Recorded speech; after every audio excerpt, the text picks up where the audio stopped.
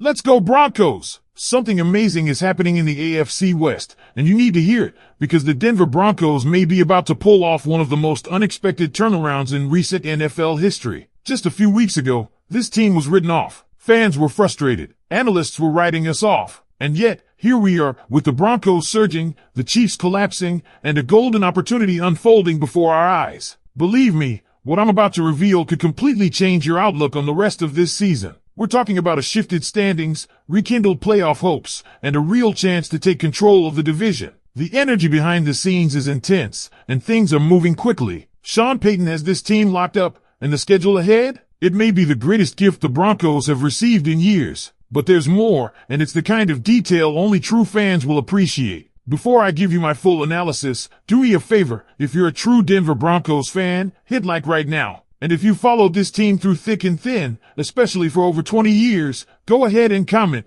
"Go, Broncos!" My heart bleeds orange and blue. Okay, buckle up, because what comes next might surprise you. The Broncos have bounced back with back-to-back wins, including a massive road victory over the Philadelphia Eagles and a solid performance last week against the Cincinnati Bengals. And as if that wasn't enough, we just got handed a gift. The Kansas City Chiefs crumbled on the road to the Jacksonville Jaguars in embarrassing fashion. It was a game they had in their hands, and they choked it away. Now, here's where it gets exciting. Let's talk standings. As it stands today, the Denver Broncos are the clear number 2 team in the AFC West. Yes, we share the same record as the Chargers, but LA holds the head-to-head tiebreaker for now. Still, the Chiefs, those reigning division kings, have slid down to 3rd. And as for the Raiders, well, they're basically on life support this season. They're spiraling, and frankly, they're no longer a threat. Now, if we peek ahead at Kansas City's upcoming schedule, it's nothing short of brutal. They've got the Detroit Lions next, and don't forget, the Lions have already gone into Arrowhead before and pulled off a statement win. They're hot right now and playing some of their best football. Then it's the Raiders again, and sure, that should be a win for Kansas City, but as we all know, anything can happen on any given Sunday. Following that, it's the Washington Commanders, who just brought Jaden Daniels back and stunned the Chargers. Then comes a road trip to Buffalo, where the Bills have historically handled Mahomes and company in the regular season. And after that rough stretch, who's waiting on the other side of their bye? You guessed it, the Denver Broncos, hosting the Chiefs at home on November 16th. If things keep going this direction, the Chiefs could realistically roll into Denver at 3-6. Let that sink in for a moment. Now let's shift to the Broncos' upcoming schedule. And folks, it's looking very favorable. First up, we're headed to London to face the New York Jets. And let's be honest here, the Jets are falling apart. They're disorganized, they've lost all momentum, and this is the kind of game the Broncos absolutely should and must dominate. Next, it's a home matchup against the Giants. Now, sure, they pulled off a win over the Chargers recently,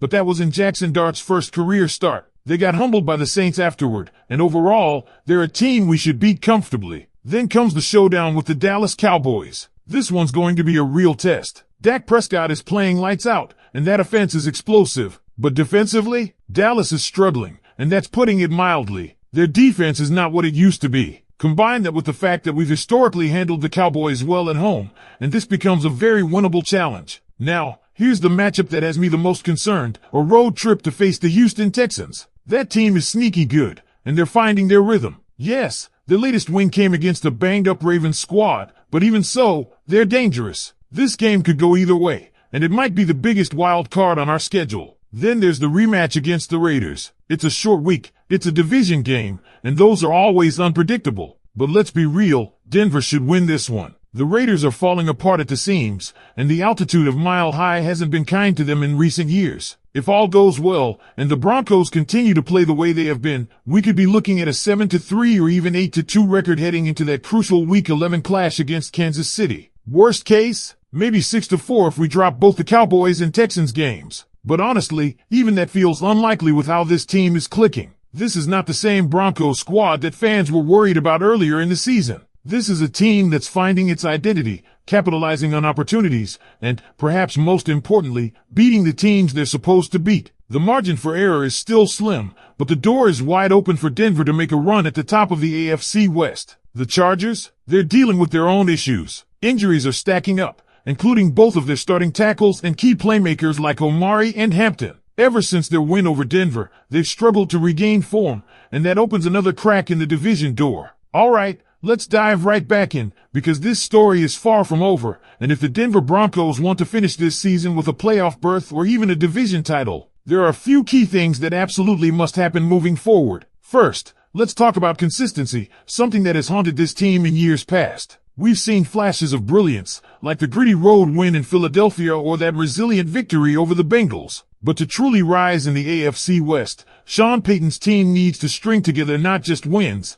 but complete performances. We're talking 4 full quarters of disciplined football, no late game collapses, no mental errors, and certainly no giving life to teams like the Jets or Giants, who are already on the ropes. Offensively, this team is starting to find its rhythm. The offensive line is protecting well, and that's giving the quarterback, whether it's Jarrett Stidham holding the reins or returning Russell Wilson, enough time to operate. The run game has shown flashes of dominance, and the Broncos are learning how to stay on schedule, avoid third and longs, and grind out possessions. That ball control style could be a major asset against high-powered teams like Dallas and Houston. Keep their offenses on the sideline, and Denver suddenly holds the tempo. Defensively, the Broncos are quietly becoming one of the more opportunistic units in the league. They've created key turnovers in recent weeks, and players like Pat Surtain too are anchoring a secondary that's clamping down in critical moments. But here's the thing, they can't let up. The upcoming schedule includes explosive threats like C.D. Lamb, Nico Collins,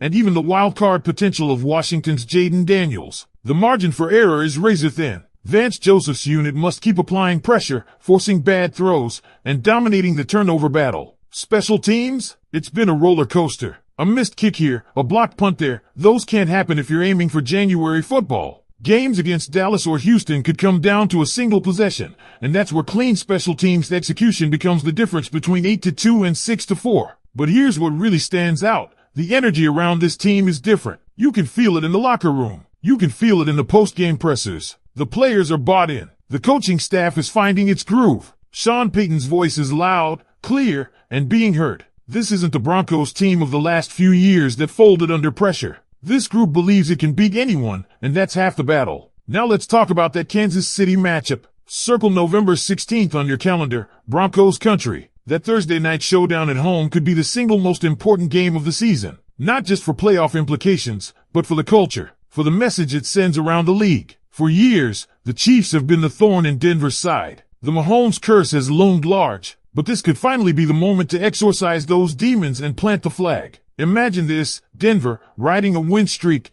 playing under the lights in primetime, with a real chance to send Kansas City spiraling into 4th place in the division. The pressure will be immense, but that's where legends are made. That's the kind of moment this franchise has been starving for. And while we're here, let's not forget the fan base. You, Broncos country, have been through the ringer. You've endured coaching changes, quarterback carousels, heartbreaker losses, and empty playoff hopes. But you've stuck around. You've stayed loud. You filled Empower Field with orange and blue no matter the weather, no matter the record. And now, this team is finally giving you something to believe in again. So what happens next? That's on the players. That's on the coaching staff.